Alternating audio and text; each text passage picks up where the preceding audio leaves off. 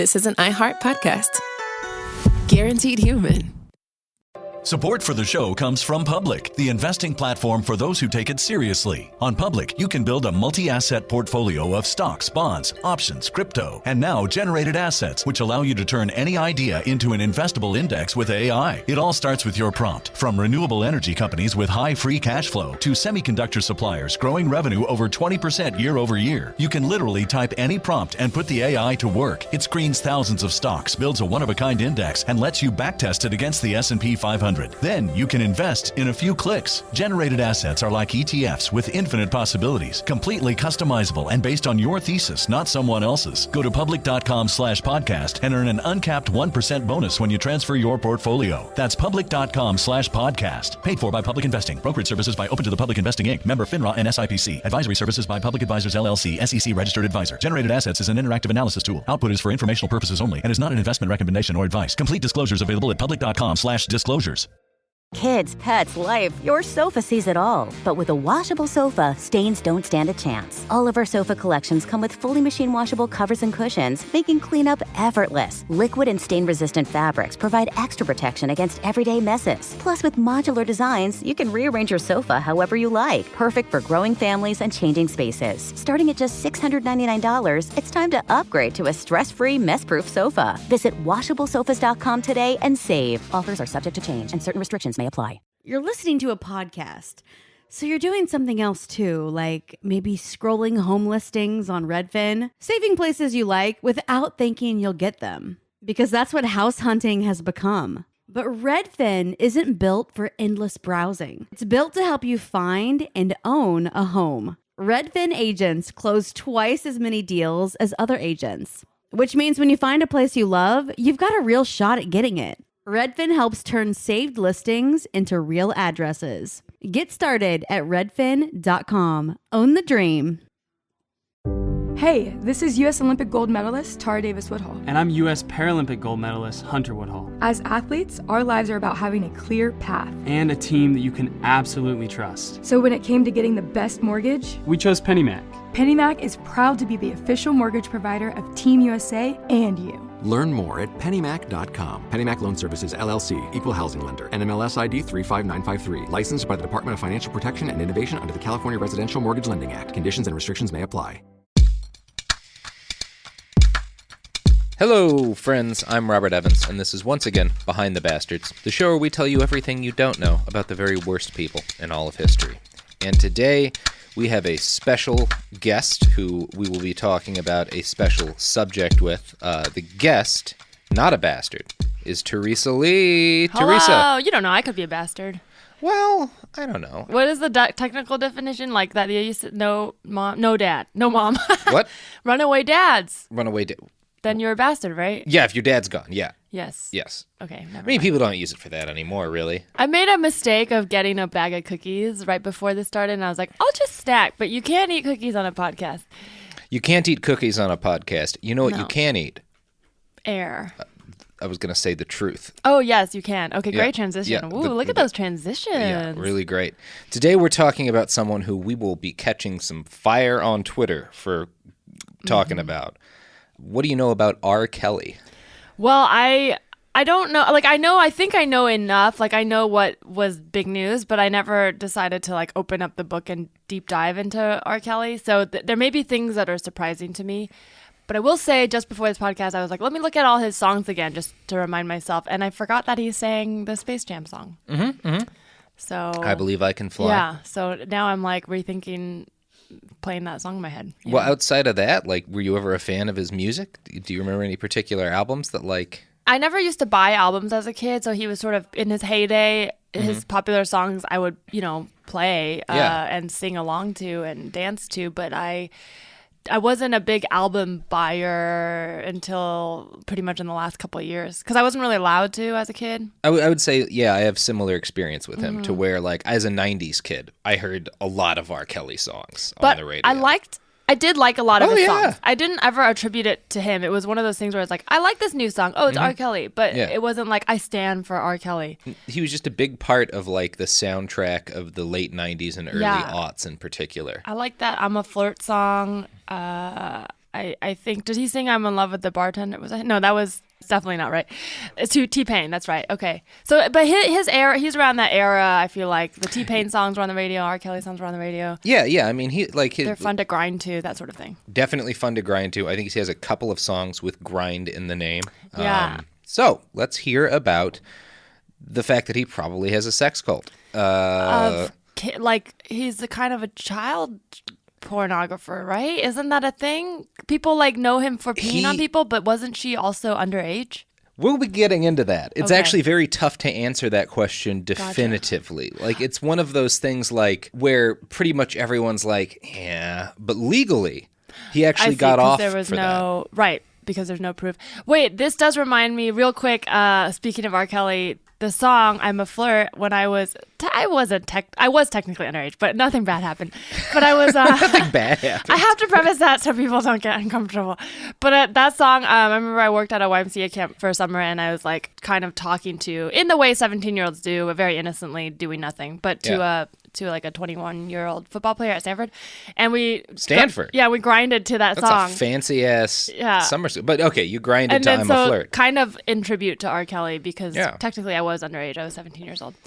So there you go. Yeah, it was kind of R. Kelly, hey, cool, get over here and maybe put yourself in a questionable position. Well, if I understand right, 17 is the age of consent for grind dancing in Probably. most of the Eastern Seaboard. He was respectful. I feel like he was like, let's see how far you'll go, and I will not push it. You know what I mean? I feel like he was like, it's crazy. I'm not going to push it. It's crazy that that's the bar for being a good guy. He didn't stop. I'm not going to push it with this teenager. He definitely didn't put a stop to it, but he went as far as I was comfortable and then did not push it further. I got to tell you, Teresa, as a man, it is so easy. To be a good guy? Yeah, because it's just don't assault people. Yeah, true. Really, if you don't assault people, I've done a lot of shitty things, but as long as I don't assault people or gaslight them, I feel like I'm sailing. I've gone years without paying my taxes, but none of that matters because the bar is just below the floor these days. It's opposite for women. If you just start a sentence with "I want," you're just automatically a bitch. Well, I mean, men never express just their not desires. Smiling Sophie, becomes... would you get me a Celsius, please? I want a Celsius. Double flip off. Well, we should probably get into the story now. Yes. Yeah. Okay. But I'm sure there will be a lot more fun conversations about gender politics to come. I know that's what the audience really tunes in for. Robert Sylvester Kelly was born in Chicago on January 8th, 1967. His dad was absent from the get-go, and his mother, Joanne, raised him and his 3 siblings. She was a school teacher and a committed Baptist. Cool. Writing later in his autobiography, Solar Coaster, Kelly sorry, there was a little inadvertent pause. Yeah, his autobiography. Solo coaster? Solar coaster. Like a soul roller. Yeah, exactly. Of a roller coaster of soul. Okay. Yeah. You will be hearing that title regularly, and it will never not make me die just a little bit inside. Just a little bit. But, the thing that I hate to admit is I kind of like the layout of the book. Does it look like a roller coaster? No, it doesn't. It's just neat. I've never seen an autobiography. Kelly clearly... A lot of ups and downs. No, a lot of visuals. Oh. He put a lot of thought into how he laid out his autobiography. And it's one of those things, you get this throughout the story, and it sucks. It's when someone like Harvey Weinstein, who's a piece of shit, but I can't point to anything great he did. He's just a piece of shit who was tied to some good movies. R. Kelly is a really good artist. He's one of these people, he's in the running for the best R&B singer of all time. And he's legitimately talented. So as you go through, as I'm reading his autobiography with its ridiculous, stupid name, I'm like, oh, wow, this guy's got a really good talent for layout. And then I'm like, oh, yeah, and he's molesting children. Ugh, fucking Christ. It's frustrating. I don't know. Maybe it's not. But I mean, someone else probably laid it out. I don't know. I feel like he's that kind of auteur. I think he's just too controlling to let someone else lay out his autobiography. But we'll get to that too. Anyway, we're a paragraph in. Solar Coaster. Yeah. So in his autobiography, Solar Coaster, Kelly recalled that on the rare occasions he asked his mom what had happened to his dad, this was her response. Don't say nothing to me about that no-good son of a bitch, because the minute he found out I was pregnant with you, his coward ass left, disappeared in the wind, didn't want to have anything to do with either you or me. Kelly goes on to write, I remember my mother's eyes on one of those days, close to blood red as the anger grew and grew while she talked about my father as if he was the devil himself. I remember my eyes getting baby blood red too, because what my mother loved, I loved, and what she hated, I hated. What's baby blood red? I don't know. That's not a color. Baby blue is a color. Well, baby blood red? Blood. Well, I mean, maybe if you kill a lot of babies. Oh, there you go. Yeah, he's got babies on the mind. I mean, I imagine a baby's blood would be a different color because a baby has not been subjected to all the same adulterants. Sure, they're not eating have. solid foods yet. So. Exactly. Okay. So maybe if you've seen a lot of baby blood, it sticks out. God. But this is part of why I think he wrote it, too. No ghostwriter's going to be like, baby blood red. Oh, my God. That sounds like it came out of R. Kelly's head. It was that day, that moment, that I decided to hate my father, not knowing really what hate meant or having a clear understanding of love. She told me on that day never to mention him again. I'm your mother and your father, she said. I promised her that I'd never talk about him again, and I never did. Except for in his autobiography. Except for, yeah. Clearly Just he now. hasn't pent that up or repressed any of that. Yeah, well, that's his background. Robert Kelly grew up very poor. His family lived in the projects on the south side of Chicago, which, according to the song Bad Bad Leroy Brown, is the baddest part of town. In his autobiography, Kelly vaguely refers to his childhood home as being filled with numerous older women. And it's unclear how many of them were related and how many of them were just around, but it seems weird. It seems weird in Kelly's telling of it. When my mother wasn't around, the women ran a little freer. As I crept up in age, I found myself more curious and sometimes aroused, and I was ashamed of being aroused. He says he was 8 when he first saw people having sex, and the story he tells is kind of baffling. He comes upon this couple getting it on, and they see him and basically give him the okay to watch, like look at him and... Oh, no. Yeah, on one occasion, I think later than this, he was handed a camera and asked by a couple having sex to take their pictures while they were having sex. He recalls that the photographic technology impressed me more than the sex. Maybe he's like repressed some of that memory. That's sad. This makes me sad. Yeah, I know. Well, I mean, it's one of those things. You got to start with like, why did people do like? That's another thing with like Weinstein. I don't know enough about his like childhood to know like, was he abused a bunch as a kid? Did that have an impact on it? Not that that mitigates bad behavior, because most people who are abused don't do anything. There's people who go both ways. But this makes you understand what comes next a lot better. Sure. Like, this kid was never going to have an easy time coming up. He had a rough, his barometer rough of childhood. what's appropriate and what's normal is off. Right from the get-go. Yeah. Age 8 seems to have been a crowded hour for young Robert Kelly. It's the year when he first watched people fuck, first photographed people fucking, and it's also the year in which the love of his life died. Oh. Yeah. Here is a quote from his autobiography, Solar Coaster. Okay. I love love. There's no one on earth more romantic than me. I've been in love with love ever since I can remember. I've always loved the idea of having a girlfriend. I love the closeness, the sweetness, holding her hand, kissing her cheek, whispering words of affection, and hearing her say that she feels the same about me. My first girlfriend was named Lulu, and she was so special. Though we were only 8 and it was puppy love, I believe she was my first musical inspiration when it comes to love songs. So, according to R. Kelly, Lulu died brutally that same year when he was At 8. 8? Yeah, at 8. Wow. Yeah, they were out playing near the river, and she fell in and bashed her skull open on some rocks. Robert watched her die and was as traumatized as you'd expect. That's about the most traumatizing thing I can imagine happening to an 8-year-old. Wow. Yeah. It doesn't get much worse than that. There's like Littlefoot seeing his mom die and having your 8-year-old girlfriend bash her skull in on some rocks. They're right up there. So, this trauma was compounded several months later when Robert Kelly fell asleep in front of the TV and woke up from a, quote, crazy dream about Three's Company to find one of his older female relatives fondling him. Oh, no. He's never given a name for this woman, but she appears to be someone who is still around in his life.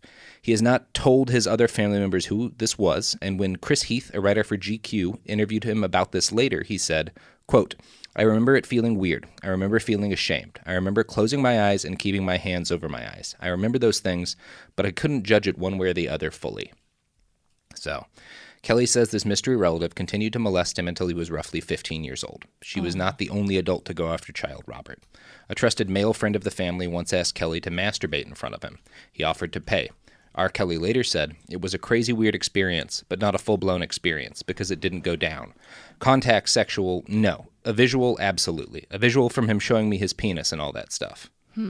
Which is whether or not there's contact, that's molestation. So he's kind of negotiating. That's the thing that survivors do, is like negotiating. Or maybe, or thinking, this experience isn't valid because because people have quote unquote worse. He didn't touch me, so it wasn't like it. I should be like these feelings maybe aren't valid, but they're all valid because as long as you cross the line, it's that's molestation and assault. Yeah, if you're a child and an adult comes up to you, asks you to masturbate, and pulls out his genitals, that's sexual assault. Yeah, 100%. Abuse of their power. So he's got a rough upbringing, and this is not all of it. Robert Kelly was probably shot when he was 13. It's hard to know for sure what happened because he's not exactly a totally reliable narrator here. Mm-hmm. For years, he told interviewers he had been shot by thugs who wanted to steal his Huffy. In his autobiography, he claims the bullet was just a stray round from some gunfighter drive-by, though. One of his close associates apparently told the Chicago Sun-Times that Robert shot himself during a botched suicide attempt. This person says Kelly's version of the story is a lie invented to cover up the suicide attempt. Most reports say he has a bullet in his shoulder, though, and if that's true, it does kind of make me think it was probably more likely a stray round than suicide, but I don't really know. Right, because you wouldn't shoot your shoulder. You definitely wouldn't shoot your shoulder. It's very hard to miss a suicide unless you want to. And even if you missed, it probably wouldn't be like It'd be a shoulder. By your heart You'd, or your blow head, your right? jaw off unless or he was something. a kid and he was like, I'll do it here where it doesn't hurt as Yeah. much. Because Lil Wayne shot himself in like the back or something like that. What? Yeah, there was just a gun and a couch and he was playing with it. Oh, an accident. Yeah, it was an accident with him, I think. So, hard to say, but it looks like he probably got shot too when he was 13, either a suicide attempt or just a stray bullet because he lived in a rough part of town. Whatever the truth, it's really clear that Robert Kelly had a very, very rough childhood. Not an upbringing I would risk on anybody. But it was not all an R-rated version of a Dickens novel. He had a teacher, Lena McClin, who recognized his nascent musical talent early on and nurtured it. She convinced him to sing Stevie Wonder's Ribbon in the Sky for a high school talent show, Kelly's first performance in front of an audience. He said about it later, quote, "That night it was like being Spider-Man being bit. I discovered this power. I knew I had something then." Miss McClin got Kelly on TV for the first time, singing at a Christmas tree lighting ceremony in Chicago. Now, Robert had no head for math or reading, and it actually sounds from what he says like he might be dyslexic. It sounds like McClin was instrumental in convincing his mom and him that, in essence, he should throw all of his effort into singing, into performing, because that's the thing he was clearly best at.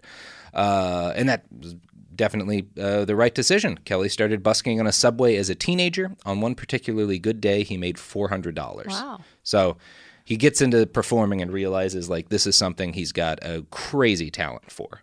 So as a young adult, he began booking more formal gigs, and it was during one set at a backyard barbecue at age 24 that R. Kelly was first discovered by the industry. Wayne Williams, who worked for Jive Records, just happened to be at that barbecue.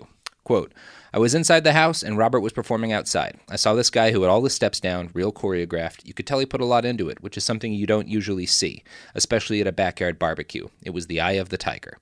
I'm not sure if he means that R. Kelly was singing the Eye of the Tiger or if he was responding more generally to, like, he was... He was doing a kung fu routine. Maybe he was rising up to the challenge of his rival.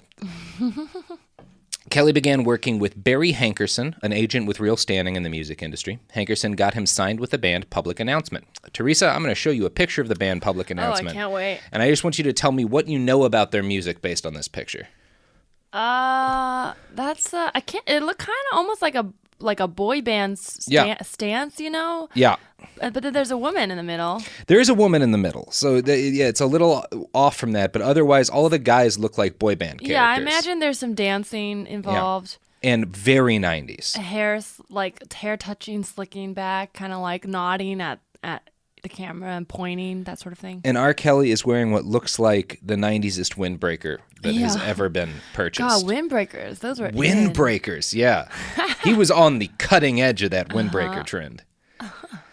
Anyway, they dropped an album, and it did pretty well, but Kelly almost immediately outgrew Public Announcement. He released his... And the Windbreaker. And the Windbreaker. I mean, we all kind of outgrew the Windbreaker. He released his first solo album, 12 Play, in 1993. Wondering what the name 12 Play means? Yeah, it definitely isn't alluding to his child. Oh, geez, that's even dark. That's really dark. I don't know. What does it mean? Really Tell me dark. what it means. That's what I thought at first. I mean, it's still messed up. According to the Chicago Sun-Times, quote, it's because Kelly, quote, claims that while other lovers might give you foreplay, he gives you 3 times more. What? That's just like, okay, all right. I mean, that's fun. I mean, he's not good That's at math, fun. so I mean, you gotta give it to him. He put math in his title. He nailed the math. Yeah, there you go. Especially for his first album, you know, you got to conquer your fears. He has math and words mixed up. Tracks on the album 12 Play include such subtle titles as Bump and Grind, Sex Me, and this is my favorite, I Like the Crotch on You. What? I like the crotch on you. All right. You gotta love how just like, okay, you're really not hiding anything there, buddy. Like, I like the crotch on you. Crotch is not a sexy word. Like, it's not. It almost like, I feel like crotch just sound, I don't know. It sounds like it's like it's not, I don't relate it to sex even though it's pointing to your genitals. I relate it to like, I don't know what I relate to. Just like jeans. I would think of jeans because of crotch, but I think of like dirty jeans and like someone who didn't do their laundry. That's what I think of when I think of crotch. No couple in the throes of passion have ever said, bring that crotch on over here. That would not, it's just not an attractive word. Yeah, it's like something a tailor tells you about the crotch of your jeans or something. Yeah, you're right. Okay. So ridiculous as it sounded, 12 Play became the #1 R&B album in America for 9 straight weeks. Wow. Huge success. And apparently a great R&B album. And this is a solo album. Yeah, this is a solo album. I don't know much about R&B, but one thing pretty much everybody seems in agreement on is that at his stride, R. Kelly was a hell of an R&B singer. So his career exploded after 12 Play came out. He owed much of his success to his agent, of course, Barry Hankerson. And it just so happens that Mr. Hankerson had a niece, a 15-year-old girl named Aaliyah Dana Houghton. She had musical ambitions, a buttload of talent, and she's Aaliyah? Yep. Oh, wow. Yeah, this is that Aaliyah. She soon started working with her uncle's top musician, the incredibly talented Robert Kelly. He wrote a number of songs for her and acted as a producer on her first album, Age Ain't Nothing But a Number. Oh, Kelly wrote that title, too. Yeah, I'm not surprised. Yeah. In interviews at the time, Aaliyah talked about the many, many long hours she and R. Kelly put in together to make the album. They were both perfectionists, and this led to numerous late nights spent in close proximity. The album was a hit, selling more than 3 million copies, and according to some people who know shit about R&B, it was revolutionary in a number of ways in that genre. I can't comment on that, but that seems to be the consensus. However good the album was, it also led to something even less savory, or I guess exactly as unsavory as that title would suggest. Almost immediately after the album dropped, Robert and Aaliyah were married at that most stereotypically romantic of destinations, the Sheraton Gateway Suites in Rosemont. Wait, they got married? Yeah, they sure did. She was 15, he was 27. Oh my God. Yeah, that's not okay. What? That's not okay. I don't remember this. I don't think we're being prudes to be like, I'm fine with someone dropping a song called I Like the Crotch on You. You know, that's your own thing. Here we've got something not okay. Were they married for a long time? No. Okay, because I was like, I do not remember this. How was this not the thing that made him? Because he wasn't big enough. He was pretty big at this. This was big news. Okay. There was like a controversy over this that extends to today. Because again, Aaliyah was 15 and that's a felony. Yeah. You can't be a 27-year-old marrying a 15-year-old. It's not legal. So, sometimes in a lot of states you can actually marry at that age, but your family has to consent. And Aaliyah's family had no idea any of this was happening. In fact, the wedding was a secret. The world only found out about it because several months after the fact, Vibe published the marriage certificate, which listed Aaliyah as 18. So, fraudulent marriage certificate. Oh, no. Big problems. Now, the whole episode is somewhat murky and unclear, and there are a number of different narratives as to what precisely went down. GQ's account of things is based heavily on the memory of Demetrius Smith, a somewhat shady character who worked for Kelly at the time. He said this, quote, "The week of the marriage, Smith recounts being in Miami on tour with Kelly and how Kelly explained that he had received a distraught phone call from Aaliyah saying she had run away from home, believing she was pregnant. Smith says that Kelly was then given some specious advice, that he could protect himself from the legal ramifications of the situation by marrying her. Smith's account of what happened next, during a break in the tour, Smith and Kelly flew together to Illinois. Smith procured a fake state ID for Aaliyah from a friend in the public aid office, and they got a backup ID through someone they knew at Federal Express. That night, after the ceremony, in a suite at the Sheraton Hotel, Kelly and Smith flew back to Miami to resume the tour." So is I mean, they were trying to like do the paperwork by getting married to make it legal, but then they use fraudulent IDs, so it's the whole thing isn't legal. So what's the point of that? I mean, a couple of things. Number one, keep in your head, this is before the internet. So the odds that someone would find this were lower. But the marriage is null if it was built on fake. Crime. Yeah, so that makes no sense at all. The whole thing is null. They were hoping nobody would notice. Oh God, when did she come out with "Are You That Somebody"? Because there's tons of random baby noises in there that I'm like, what the fuck is this? And it kind of just part of it. But now I'm like, was it a secret message? Like, was she like, I'm pregnant? It might have been. I think that was after. She was this, a lot though, older, I because feel if like. that wasn't from her, she lived until like 24. So if that wasn't her first album, that's not on Age Ain't Nothing But a Number. Then, that was with Romeo. I think it was the movie Romeo Must Die. Oh, then yeah, that would have been way later. So she was an adult at that point. She was sort of trying to slip in the story of her It's hard to say what happened. unborn child. This is just one guy's relation. Well, she didn't have the baby, right? I don't think so. No, she did not. And we don't know if she was actually pregnant. Again, this is like one person's version of the story. And Yeah, I don't know if this guy's reliable. yeah, and we don't really know 100% what went down because there were, Aaliyah's parents found out and made them, they annulled the marriage and everything. And there was like a big legal settlement where he reportedly paid like $100 as like a token thing. And then like they both agreed not to say anything about this. Yikes. And like no one said anything about it in the years since. So we don't know what went down, but what I do know is that there are some fine products and or services that, Teresa, you're just going to love to hear about. Ooh, I love the ad reads. Yes. Ads.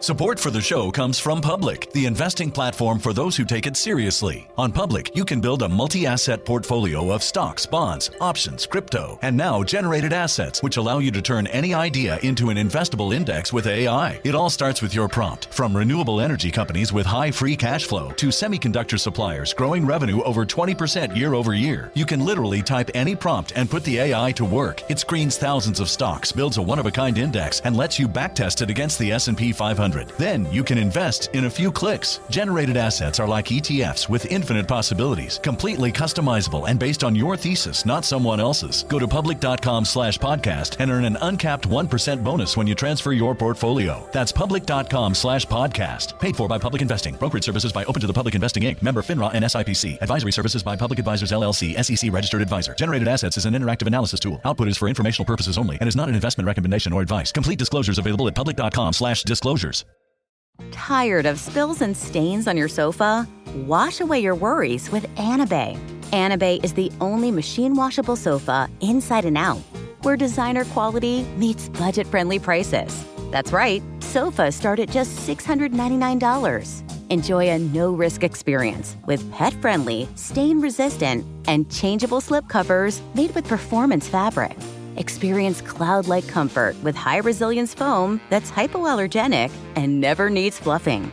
The sturdy steel frame ensures longevity, and the modular pieces can be rearranged anytime. Shop WashableSofas.com for up to 60% off site-wide, backed by a 30-day satisfaction guarantee. If you're not absolutely in love, send it back for a full refund. No return shipping or restocking fees. Every penny back. Upgrade now at WashableSofas.com. Offers are subject to change, and certain restrictions may apply. Hey, this is U.S. Olympic gold medalist Tara Davis Woodhull. And I'm U.S. Paralympic gold medalist Hunter Woodhull. As athletes, our lives are about having a clear path. And a team that you can absolutely trust. So when it came to getting the best mortgage, We chose PennyMac. PennyMac is proud to be the official mortgage provider of Team USA and you. Learn more at pennymac.com. PennyMac Loan Services, LLC, Equal Housing Lender, NMLS ID 35953. Licensed by the Department of Financial Protection and Innovation under the California Residential Mortgage Lending Act. Conditions and restrictions may apply. Let's talk about modern home shopping. It's sort of become a fun side hobby, right? Scrolling listings at night, dreaming about kitchens you've never seen, or backyards you haven't even stepped foot in, all from the comfort of pretty much anywhere. Redfin knows a lot of people like you want to own, but are stuck in this browsing mode loop. That's where Redfin flips the script. With listings that update within minutes and tours you can book right from the Redfin app, you can see your dream home the moment it appears. Now, liking a listing is easy, but actually landing it, that's where Redfin comes in. Redfin has over 2,200 agents with local expertise. And Redfin agents close twice as many deals as other agents. That means they want to help you win, not just window shop. Redfin is built to help you go from just looking to wait, this could actually be home. So become the newest neighbor on the block. Visit redfin.com to start finding and start owning. That's redfin.com. We're back. We're talking about Aaliyah and R. Kelly's very short-lived and super illegal marriage. Literally, she was short-lived. Well, yeah. Yeah, she died in a plane crash when she was like 20-something. Anyway, the settlement between Aaliyah and R. Kelly, we don't, again, know exactly what went down, but it's supposedly included a promise from Aaliyah not to sue R. Kelly in the future due to, quote, emotional distress caused by any aspect of her business or personal relationship with Robert. She also agreed not to sue for, quote, physical injury or emotional pain and suffering arising from any assault or battery perpetrated by Robert against her person. What? So again, we don't know what went down. We don't know what all was getting bandied about. It's like he was like is pre-Me Too, but like he already knew. It's like he was like, okay, this kind of shit will come out later, so I'm just gonna totally cover my bases. Well, it's not even like pre-Me Too. Me Too is just people finally getting angry about this. This whole thing where like rich people would get always NDAs. been happening for Exactly. sure. But like the NDAs were more like, oh, I feel like it came from a lot of the men who make people silence women, a lot of it in the past came from like, oh, I don't want it to hurt my reputation. But the fact that he was already like, I know that you're going to go through emotional trauma that might not surface until 10 years from now, and then you might want to talk about it. He's like, hold up, you don't know you're going to have this, but I know because I've been through it, so don't talk about it. Oh, shit. Okay, now that's a really interesting... I feel like he probably went through it, and that's why he knows that there's going to be... I don't think a lot of men in the past were like, you're going to have emotional trauma. I think they're just like, I don't want to get caught. I didn't even catch that, but I think you're right.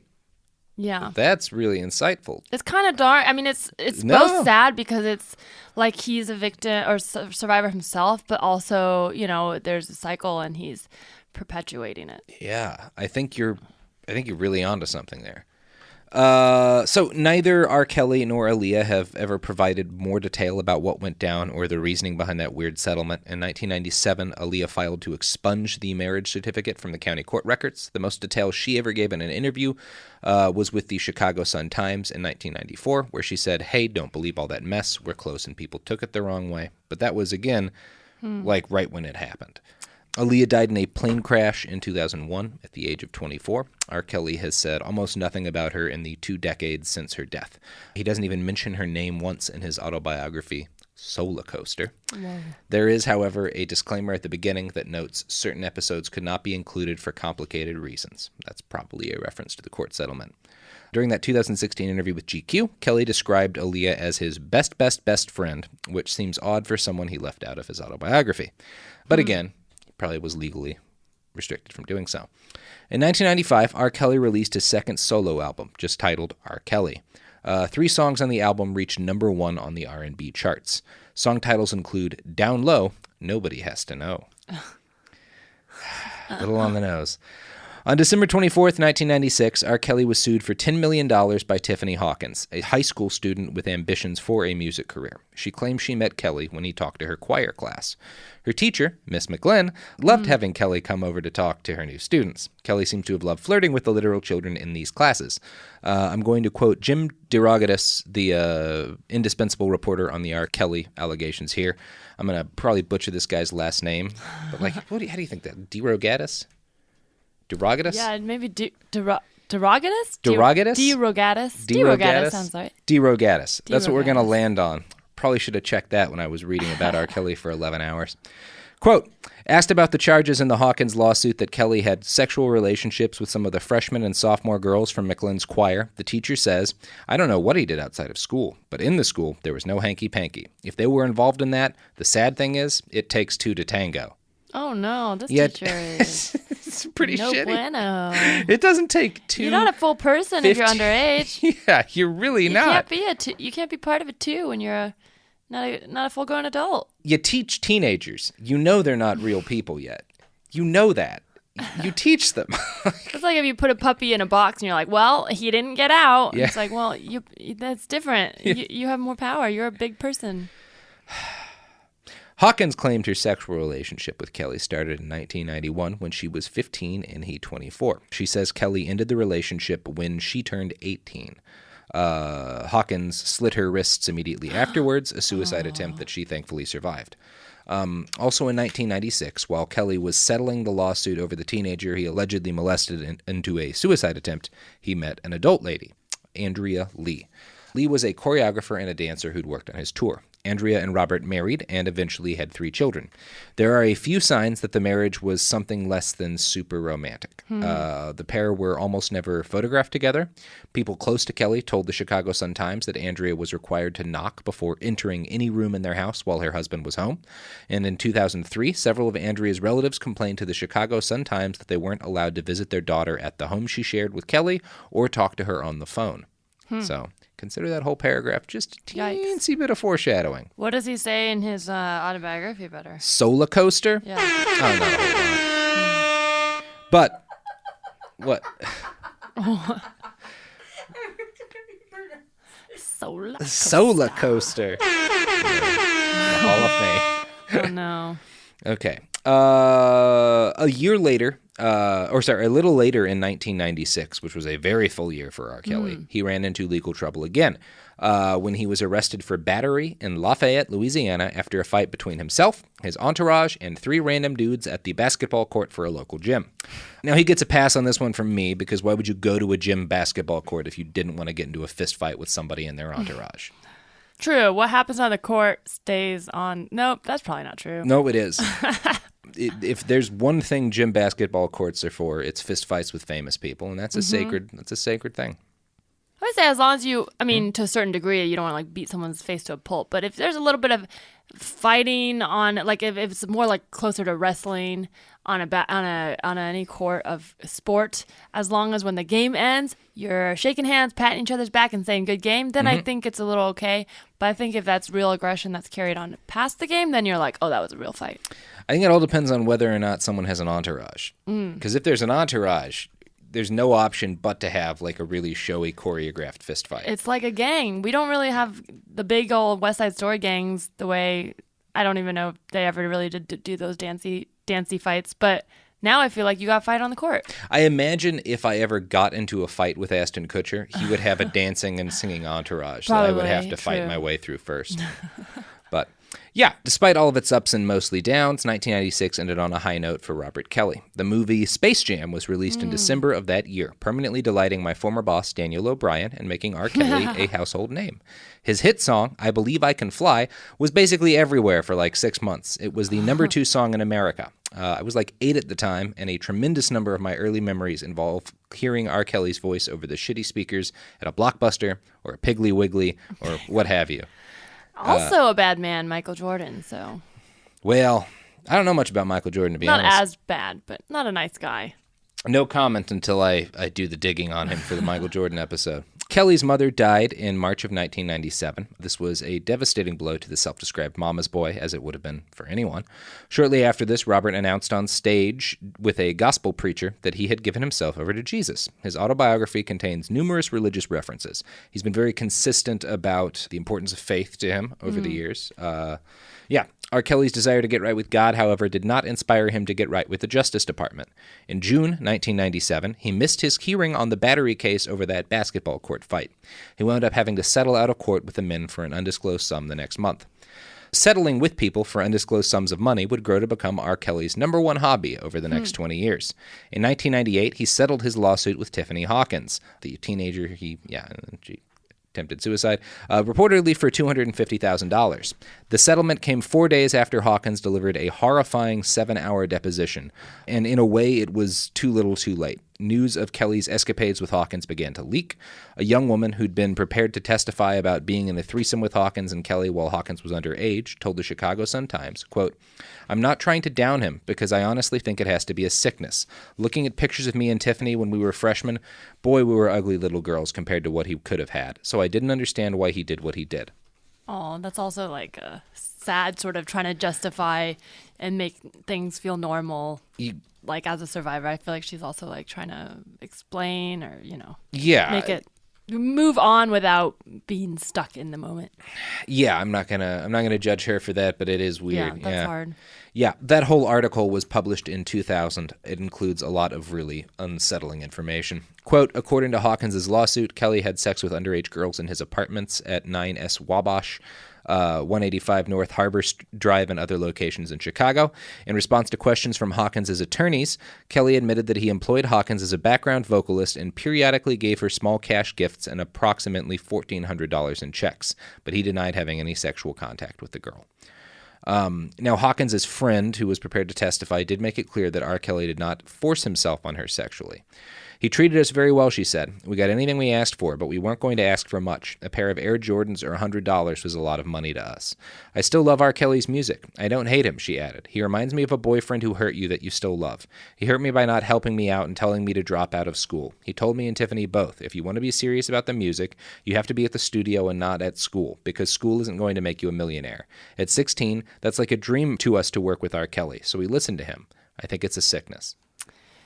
Yeah, I mean, that's rough. She's definitely negotiating with herself. And it's there's no, right or wrong from a survivor's point of view, because it's like how she feels is how she feels. Yeah. And, sometimes to move on, you have to, the narrative in her head, it doesn't mean it's wrong. You know what I mean? Like, clearly he crossed a line from an objective point of view, but a number of them. From her point of view, I don't think we could fault her for wanting to think of him fondly, because otherwise she has to move on with her life feeling like this bad thing happened, which it did. Yeah. But it's okay if she wants to live her life feeling a little bit more normal.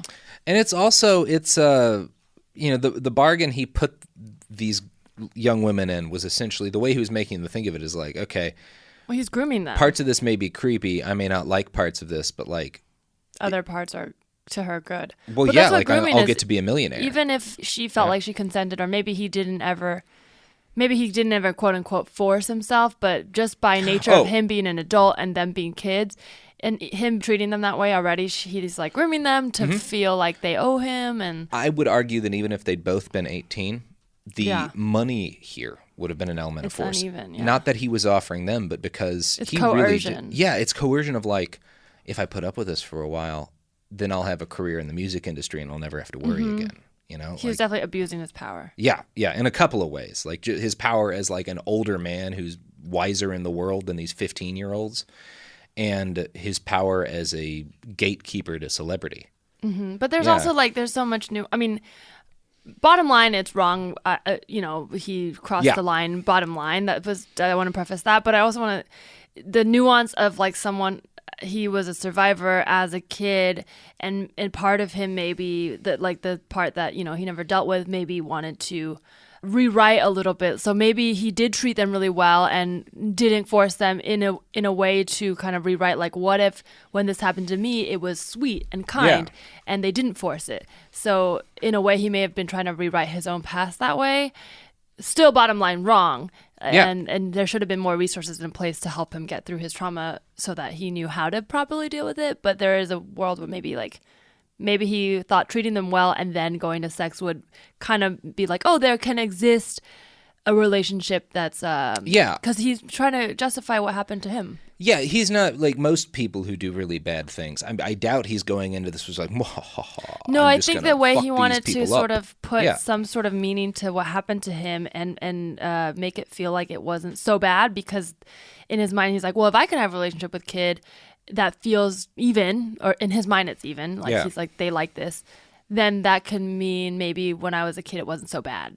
Like he's trying to rewrite a little bit what happened. Yeah, I can see something like that going on in his head. I can see that being like a way to sort of deal with, like, crush your conscience a little bit as you start to be like, this is fucked up what you're doing, Robert Kelly. To not feel so much shame about himself. Yeah, or his actions in this particular instance. Well, let's read the next paragraph. In 2001, Tracy Sampson sued Robert Kelly for bringing her into an indecent sexual relationship when she was just 17. She claimed she was treated as his personal sex object and, quote, he often tried to control every aspect of my life, including who I would see and where I would go. Her case was settled out of court for an undisclosed sum. Kelly was sued in successive months in 2002. Once in April and again in May by two different women. One claimed he impregnated her while she was underage. Another claimed he'd filmed a sex tape of them without her knowledge or consent. According to the BBC, quote, the recording was allegedly circulated on an R. Kelly sex tape sold by bootleggers under the title R. Kelly XXX. In both of these cases, R. Kelly settled out of court for undisclosed sums. I feel like that song track should have been called Age is Just an Undisclosed Sum. Oh, that's really good. That's really good. Both of these women found NDAs. I found a telling quote, though, from a BuzzFeed article that interviewed a lawyer who's been involved with several of R. Kelly's settlements. Chicago attorney Susan E. Loggins declined to say how many settlements she has negotiated with Kelly before lawsuits were ever filed, but she said they were numerous, and recently included one for a 17-year-old aspiring singer from Chicago's West Side who is said to have been part of Kelly's inner circle. So it seems like for every one of these cases I've read, there's many, many, many others that never proceeded to trial because the victim just went to Kelly straight away and they worked out a settlement. So like the people we're talking about on this are probably not the only people who could come forward with allegations if they hadn't already gotten paid and signed an NDA. You know, It's like with the Weinstein thing. Literally the month after those two cases, Robert Kelly was charged again, this time with filming illegal sex videos. This is the R. Kelly case you've all heard about, the P-tape, because the actress in this tape that was circulating underground was allegedly underage. Kelly was charged with 21 counts of making child pornography. Oh, no. So the backstory of this one is a little bit interesting. So we're going to peer back for a little bit to November of 2000, when Kelly released the album TP2 to a #1 debut on the Billboard albums chart. It featured 2 #1 R&B hits, I Wish and Fiesta. It also featured songs like The Greatest Sex and Feelin' on Your Booty. The album reviewer for the Chicago Sun-Times was Jim DeRogatis. He wrote this about it. One minute he's grabbing his privates and bragging of being like a real freak. The next he's drawing on his gospel roots and once again paying homage to his dear departed mom on the lush and touching single I Wish. Prince, Marvin Gaye, and Al Green all showed that in the right circumstances, sex and prayer can be the same thing. Kelly has yet to combine the two in one song, so he has yet to make the transcendent record he's been promising throughout his career. His lyrical shifts from church to street corner are still so jarring that they can give you whiplash. So you can tell there, DeRogatis hardly came into the Kelly case as a hater, but it was probably this review that would contain the seeds of Robert Kelly's downfall, or at least probable downfall. One of R. Kelly's assistants read the review and sent this letter to DeRogatis. You wrote about R. Kelly and compared him to Marvin Gaye. Well, I guess Marvin Gaye had problems too, but I don't think they were like Robert's. Robert's problem is young girls. I've known Robert for many years, and I've tried to get him to get help, but he just won't do it. So I'm telling you about it, hoping that you or someone at your newspaper will write an article about it, and then Robert will have no choice but to get help and to stop hurting people he's hurting. This is his assistant? This is one of his assistants, yeah. So, we will talk about what comes of this later, but before we get back to the R. Kelly sex tape, you know what's better than a sex tape that is probable child pornography? Everything? This is not a good ad plug. Oh, boy. We're spiraling. Anything? Anything. Celsius, the only energy drink currently on this table that's also not involved at all in R. Kelly's alleged sex crimes. Here's some other ads that paid us. Support for the show comes from Public, the investing platform for those who take it seriously. On Public, you can build a multi-asset portfolio of stocks, bonds, options, crypto, and now generated assets, which allow you to turn any idea into an investable index with AI. It all starts with your prompt. From renewable energy companies with high free cash flow to semiconductor suppliers growing revenue over 20% year over year, you can literally type any prompt and put the AI to work. It screens thousands of stocks, builds a one-of-a-kind index, and lets you backtest it against the S&P 500. Then you can invest in a few clicks. Generated assets are like ETFs with infinite possibilities, completely customizable and based on your thesis, not someone else's. Go to public.com/podcast and earn an uncapped 1% bonus when you transfer your portfolio. That's public.com/podcast. Paid for by Public Investing. Brokerage services by Open to the Public Investing Inc. Member FINRA and SIPC. Advisory services by Public Advisors LLC, SEC registered advisor. Generated assets is an interactive analysis tool. Output is for informational purposes only and is not an investment recommendation or advice. Complete disclosures available at public.com/disclosures. Life gets messy. Spills, stains, pet accidents, and kid chaos. But with Anabay, cleaning up is easy. Our sofas are fully machine washable, inside and out, so you never have to stress about messes again. Made with liquid and stain-resistant fabrics, that means fewer stains and more peace of mind. Designed for real life, our sofas feature changeable fabric covers, allowing you to refresh your style anytime. Need flexibility? Our modular design lets you rearrange your sofa effortlessly. Perfect for cozy apartments or spacious homes. Plus, they're earth-friendly and built to last. That's why over 200,000 happy customers have made the switch. Upgrade your space today. Sofas start at just $699. Visit washablesofas.com now and bring home a sofa made for life. That's washablesofas.com. Offers are subject to change and certain restrictions may apply. Hey, this is U.S. Olympic gold medalist Tara Davis Woodhull. And I'm U.S. Paralympic gold medalist Hunter Woodhull. As athletes, our lives are about having a clear path. And a team that you can absolutely trust. So when it came to getting the best mortgage, we chose PennyMac. PennyMac is proud to be the official mortgage provider of Team USA and you. Learn more at pennymac.com. PennyMac Loan Services, LLC, Equal Housing Lender, NMLS ID 35953. Licensed by the Department of Financial Protection and Innovation under the California Residential Mortgage Lending Act. Conditions and restrictions may apply. Let's talk about modern home shopping. It's sort of become a fun side hobby, right? Scrolling listings at night, dreaming about kitchens you've never seen, or backyards you haven't even stepped foot in, all from the comfort of pretty much anywhere. Redfin knows a lot of people like you want to own, but are stuck in this browsing mode loop. That's where Redfin flips the script. With listings that update within minutes and tours you can book right from the Redfin app, you can see your dream home the moment it appears. Now, liking a listing is easy, but actually landing it, that's where Redfin comes in. Redfin has over 2,200 agents with local expertise. And Redfin agents close twice as many deals as other agents. That means they want to help you win, not just window shop. Redfin is built to help you go from just looking to wait, this could actually be home. So become the newest neighbor on the block. Visit redfin.com to start finding and start owning. That's redfin.com. We're back. And we've just been slammed into our first free real ad of the day for Diet Mountain Dew, the only caffeinated beverage currently in my hand because I didn't want to make another coffee. Why are you holding a skateboard? Because I'm radical. Do the sound of a half pipe. I thought you were going to say do the sound of a hang loose. No, there's no sound of that. You just got to put it in your voice. I can hear it when you do the hand gestures. Yeah, you're hanging loose. There's no way to do that sign without sticking your tongue out. Like, no, I feel like not. it just happens. Yeah. No, it's required. It's the law. Speaking of the law, let's talk about R. Kelly's 21 charges of child pornography making. When we last left off, Jim DeRogatis at the who I will be pronouncing differently almost every time we talk about him, reporter at the Chicago Sun-Times, had just gotten an anonymous letter from one of Kelly's assistants being like, R. Kelly's got a real problem with young people and somebody needs to do something about this. So as a journalist, getting a letter like that is a legally prickly thing. Anytime you're considering breaking a story that would accuse someone of multiple felonies, you've got to be on guard. A letter like that on its own is not super journalistically actionable. Running the letter alone would not be the best practice. Right. So nothing happened at first. This may have prompted the person in Kelly's orbit to push again. A videotape was sent to the Chicago Sun-Times by some anonymous person.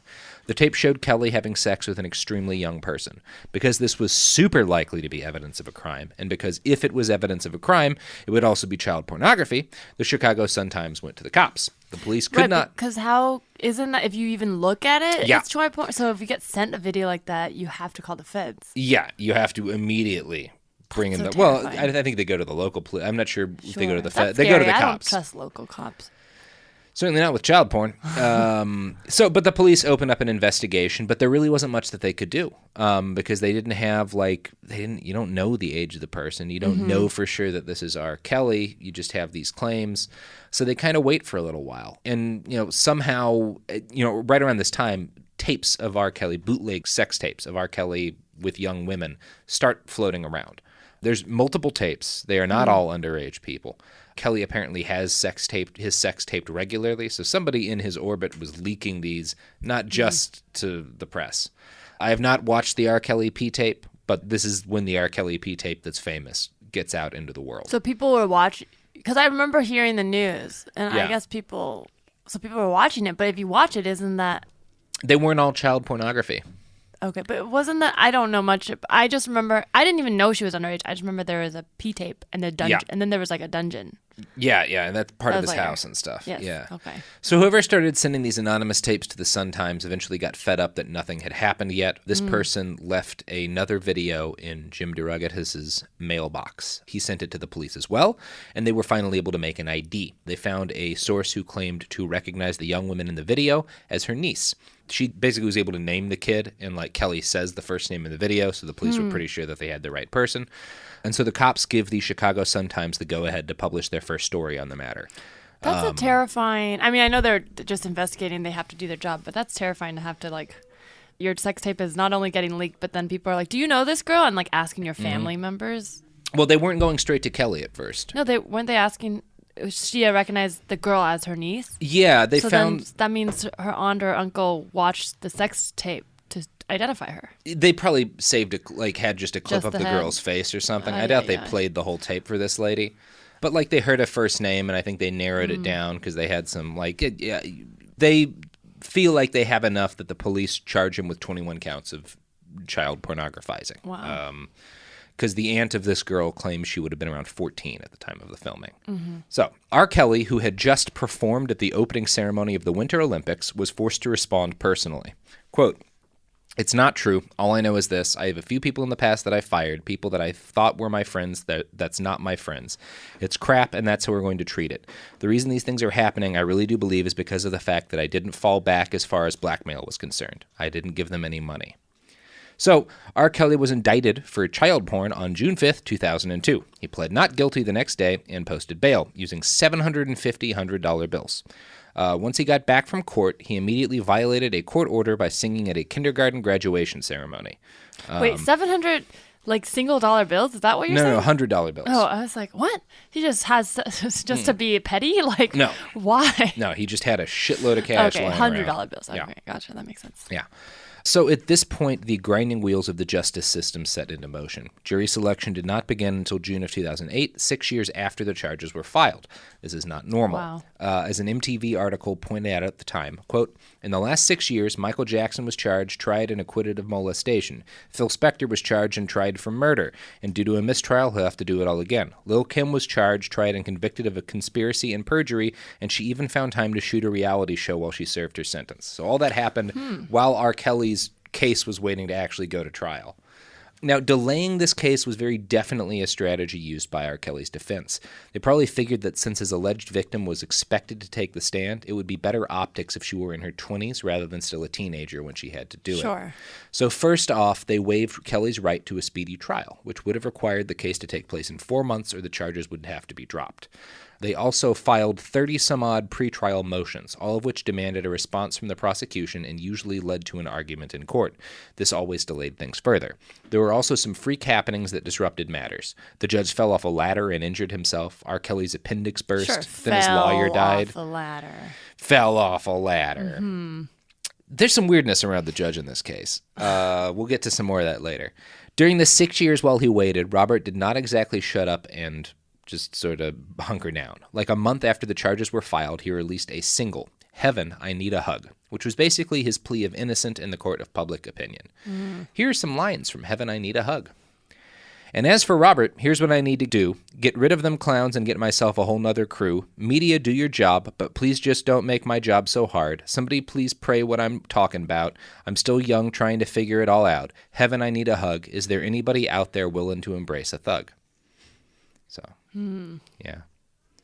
He needs a hug. He's using his music as a way to get I mean, it's people to get on his side. It's a powerful tool. The question of his guilt or innocence is actually a semi-regular theme in R. Kelly's music. For example, in the album Chocolate Factory, during a 10-minute mini-opera, R. Kelly finds himself at the gates of heaven. St. Peter denies him for his sins, but then Jesus absolves him. The same scene apparently plays out in the album Loveland as well, in the middle of a 20-minute remix of I Believe I Can Fly. So, it's a reoccurring theme in Kelly's music. His career continued to chug along in the early aughts, but even his work wasn't free of drama. In October of 2004, he and Jay-Z released their second collaborative album, which did predictably well. They started touring together, and things were not smooth. During a performance in St. Louis on October 23rd, Kelly left the show after getting into a screaming argument with the lighting technicians. He actually left the venue, drove to a random McDonald's, and spent hours serving food to customers through the drive-thru window. What? Yeah. The Chicago Sun-Times' coverage sheds a little light in how Kelly's people spun this. It's fucking weird. Kelly's attorney, Ed Genson, confirmed reports Monday that Kelly headed from St. Louis's Savas Center to a McDonald's restaurant that had closed, but which he persuaded to reopen for the entourage traveling on his bus. Then he decided he wanted to work the drive-thru, Genson said. It was on the radio. People were running out of their houses to have R. Kelly serve them. Kelly is a big McDonald's fan who has stopped and worked at the drive-thru windows of McDonald's restaurants before. In a primetime live interview that aired in October, he talked about frequent visits there with his late mother. We'd go to McDonald's almost every morning. She'd drink her cup of coffee, she'd wear this cheap lipstick, and she'd leave this red lipstick around the cup, Kelly said. Well, first of all, to McDonald's for being so big that's not even a thing you associate with McDonald's. It's just a house. It's just like going to the store. You know what I mean? To be like, he served people. It's like if you were a small brand, it would be, and R. Kelly was just decided to work for you for a day. Like that would be the biggest thing that happened to you. But McDonald's is so big, you're just like, you don't even associate that with the brand. I feel like this has to have been a franchisee though, because I feel like McDonald's corporate, if they didn't ask like, should we have this guy who's being indicted for child pornography work at our drive-thru window? I feel like the CEO... Well, he's allowed to go in to eat. Well, yeah, but I feel like Ronald McDonald would probably be like, yeah, we don't want that guy working the window. Right. But I'm going to guess... The face of McDonald's. Yeah, it was some like local franchise owner who was like, well, fuck, this will be good business. McDonald's in St. Louis. Jeez. Yeah. I feel like... Would you have gone if you were there at that time, like knowing what was going on, but like, he's not found guilty yet? Like as a normal person, would you be like, I'm going to go get food from the R. Kelly at the drive-thru? You know what? I'll say this. As someone who was born in St. Louis and who has been there a number of times in my life, if I was going to get handed French fries by a child pornographer, I would expect it to be at a McDonald's in St. Louis. Uh-huh. Yeah. That's the kind of thing, looking back, I'm like, oh, on principle, I wouldn't want anything to do with him. But I'm like, if I was there at that time and someone was like, dude, R. Kelly's handing out burgers down the street. I mean, like, I'm going to be totally honest. I probably would drive through. Like, I don't, like I'm not saying that's the right thing to do. And you can, like, whatever, come at me. But I'm being honest. I think I would have gone. So, okay, let me posit this to you. If, like, Mel Gibson gets No, caught... because I don't care about Mel Gibson. I don't like him Okay, it would either. have to be someone you care about. No, I guess I don't care about R. Kelly. Yeah, what is the difference? Maybe the public opinion thing did make a difference. Him singing about himself. Because I'm like, you know what I mean? Like, he seems more human. I mean, he was super popular, though, too. I mean, already outside of all this. So, I don't know. I think if it was someone like, okay, William Shatner is a famous person I love who I'm sure has done horrible things that I just haven't heard about. I've He never must heard have. anything Shatner? bad about him. Oh, he has to have. Look at it. Look into his I mean, eyes. but he just looks like a character actor who, like, plays that. I think he could be totally sweet. We don't know. If any member of Hollywood has killed someone for money, it's Bill Shatner. Okay. I'm saying that right now. I have no evidence of this, completely unsubstantiated. You heard it here first. If any A-list star is a hitman, it's Bill Shatner. In his younger days, when he was a lumberjack. He's just that classic Canadian stereotype of the lumberjack / sniper. Would you get handed burgers by, like, a serial killer? No, but if, like, I don't think I'd want a serial Shatner killer was to a look at serial my killer face. and I knew it, I think a lot of people would do it. it. If Robert Durst was handing out burgers, people would. No. People would go, but I don't think I would want to. No. I don't want a killer to look me in the eye ever, because it's like, I don't know how they choose their victims. Like, if they know my face, I might be dead in 10 years. You know what I mean? Like, I don't know. Maybe one day they'll be like, I remember that face. Oh, just randomly, I'll just kill her. You know what I mean? I don't know. Anyway, sorry for derailing. Is Nelly from St. Louis? What? Is Nelly from St. Louis? I have no idea. Oh. Anyway, Because he's I from know. St. Louis. I guess of other artists from St. Louis. Where I landed is if, like, Bill Shatner was on trial for some terrible crime and he was on his way to court working at a McDonald's, I would try to get some McNuggets from William Shatner. You would? Okay. I would. I think I would. So, yeah, that's your answer. I can see why people would do this. So... Quite the digression. On October 29th, 2004, a few days after Kelly's night at McDonald's guy, R. Kelly stopped a performance in Madison Square Garden saying a fan had waved a gun at him. He wound up in a fight backstage with one of Jay-Z's people and got pepper sprayed. He went to the hospital. There were a shitload of lawsuits, and the tour collapsed in on itself. So on July 21st, 2005, during pretrial proceedings in Kelly's court case, a 21-year-old woman testified that the girl in Kelly's sex tape was 14 when the video had been filmed, saying it, quote, it was the summer after 8th grade. The judge did not consider... No. Yeah, that's bad, right? 8th grade sounds so much younger than 14. Yeah, 14 sounds... I mean, it's still bad, but 8th grade really drives it home what's going on here. The judge did not consider this enough and threatened to toss out the court case unless a more affirmative ID could be made. 2 months after this, Robert's wife, Andrea, filed for an order of protection against her husband. She claimed that she had asked him for a divorce and he'd hit her. She rescinded the order shortly thereafter, but they wound up getting a divorce in 2008 anyway. And we will hear from Andrea a little bit at the end of all this. Back in February of 2006, while everybody was still waiting for the Kelly trial to start, Robert Kelly's brother, Kerry, or Killa Kelly, came out with a DVD filled with allegations against his sibling. Among other things, Killa Kelly claims that R. Kelly offered him $50,000 in cash and a record deal to pretend to be the man on the tape. He also alleged that his brother was abusive to his wife and had a problem with underage girls. Ay. None of that seems out of the pale. I will say that the credibility of Killa Kelly's allegations is somewhat put into question by the way that he chose to drop this bombshell. Number one, in a mixtape. A DVD, is DVD, not the most credible way to present allegations. So was there a title page and bonus features? I couldn't find the title. I found it was published by Drama Magazine with an H in the word drama. So it's, again, I'm going to guess he got money for this. The H came before the D, so it was drama. Yeah. So maybe it was all a cynical cash grab. That said, it is consistent with all the other allegations that have been made, and it wouldn't be the weirdest thing in the world if R. Kelly tried to have his brother take the fall for him.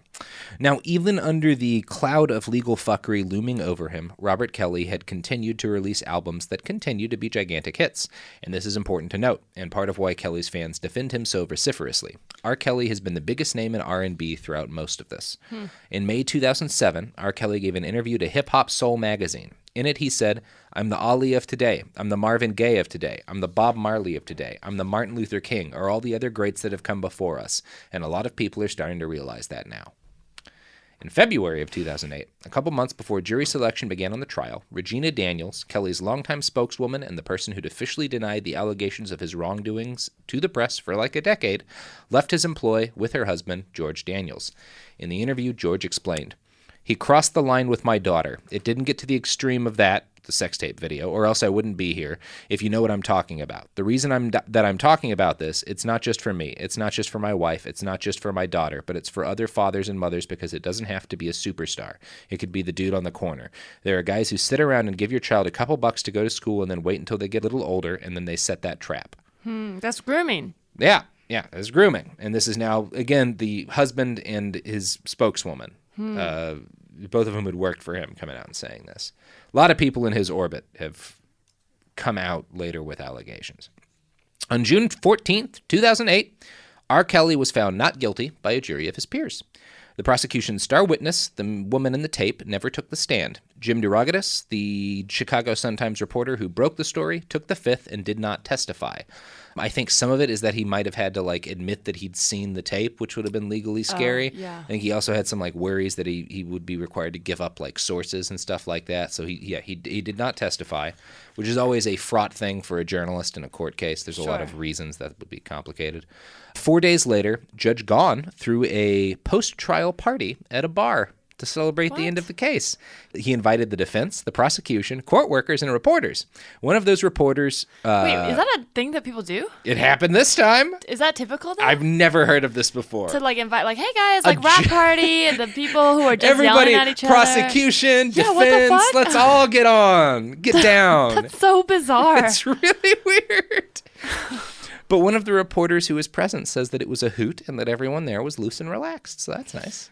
Oh, you almost put me in jail. Let's all party Let's together. all party. I don't think R. Kelly went. What? I'm going to guess maybe that was the judge's hope, that he'd get to party with R. Kelly. Weird. Again, there's some weirdness with the judge in this case. The judge threw it. Yeah, some weirdness. So R. Kelly was not guilty. And if he were truly innocent of all of the allegations against him, this story might have ended there. But this is not the sort of podcast where we talk about wrongly accused people. So in the years since R. Kelly was declared not guilty, things have only gotten darker and a whole lot creepier. All of that will be coming to you, the listener, on Thursday, when we drop part 2 of the working title has been R. Kelly, what the hell, man? How you doing? I'm okay. I didn't realize that you were going to leave me on a cliffhanger, though. I'm going to leave you on a cliffhanger! So I'm not going to know that. That's when the air horn should have kicked in. Thank you. I don't like the defense that people say of like, oh well, great artist, blah blah. We hear it all the time, great artist. What are we gonna do? Not give their art? Yeah, I think it would have helped public opinion if when someone's under trial for child pornography that they're forbidden to put out art, because then people can just fine, appreciate the stuff that came before, but like. We don't need to continue liking the guy. No. It might be true he's talented, but like while you're under trial for something bad, you shouldn't be allowed to put out any more of your art. That's a privilege. That's not a right. Well, I mean, when you're on trial, though, you're not guilty. Like, you can't stop someone from putting out art when they're innocent until proven guilty. But I think, because then it puts people in a position where it's like, well, it's so good, we should just listen to it. Well, why don't we just stop having it? Then we don't have to be like, it's so good and defending it. I think you have some water when you're trying to like get people to be like, hey, this guy's been accused of a bunch of heinous crimes. Let's all boycott his music. I think that's fine. Yeah, but like the government can't go and be like, That's you don't get to true. make music. Yeah, you're right, because then when Yeah. someone isn't guilty, it can be used against them to silence them. But These that's pesky civil rights I don't and know, shit. man. I don't know. Justice. Woo! Teresa, you want to plug your pluggables? Yeah, sure. I've got a podcast. It's all about secrets. I gotta get you on sometime. I love secrets. If you got any secrets, I got I feel a like ton you're of a 'em. very open book, but it doesn't have to be a scandalous secret. Just something you've not talked about, on stage or whatever. Already did podcasts about. It's called "You Can Tell Me Anything." Comedians confess something they haven't told anyone. It's really fun. You can find it on Instagram at Tell Me Anything Pod. And I'm on Twitter at Larissa T. Yeah, I'll have to be on. I'll talk about the time I firebombed that oil derrick or something. I'm Robert Evans. This has been Behind the Bastards. You can find us on Instagram and Twitter at @BastardsPod. You can buy shirts and cups and cell phone cases and commercial drilling equipment, all at our TeePublic store. Behind the Bastards, TeePublic. Check it out. You can get our branded stuff on your MX-80 Earth Core cracker, which is one of the finest, commercial drilling rigs available. I shouldn't be lying about commercial drilling equipment. We're going to have like 30 people pop up on Twitter and be like... Also, you can get stickers. You can find me on Twitter at iWriteOK. You can find the sources for this episode on BehindTheBastards.com. We'll be back on Thursday with the story of R. Kelly's alleged sex cult. And until then, podcasts!